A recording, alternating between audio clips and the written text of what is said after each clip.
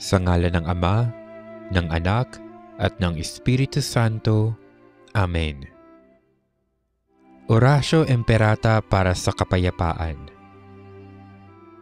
Panginoon ng kapayapaan, kami dumudulog sa iyo sa aming pangangailangan sa gitna ng mapanirang kapangyarihan ng karahasan at terorismo.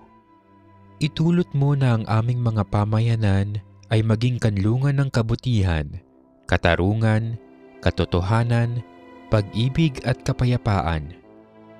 Patawarin mo kami sa aming pagkukulang na itaguyod ang pagkakasundo at kapayapaan. Kung saan may marahas na tunggalian, magkapit-bisig nawa kami para sa kapayapaan bilang magkakapatid.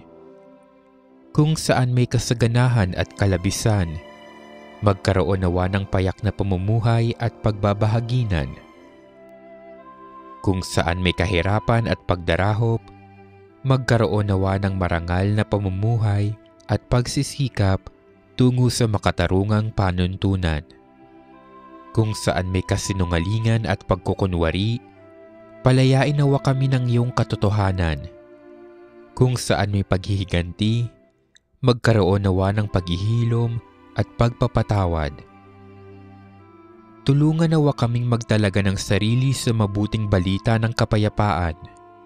Ipagkaloob mo sa amin ang espiritu ng paggalang, awa at pagmamalasakit, at idulot ang pagsibol ng kapayapaan at pagkakasundo ng lahat, magpasawalang hanggan.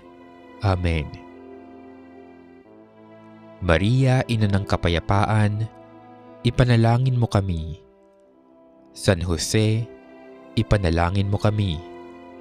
San Lorenzo Ruiz de Manila, San Pedro Calungsod, Beato Jose de Manila, ipanalangin niyo kami. Sa ngalan ng Ama, ng Anak, at ng Espiritu Santo. Amen.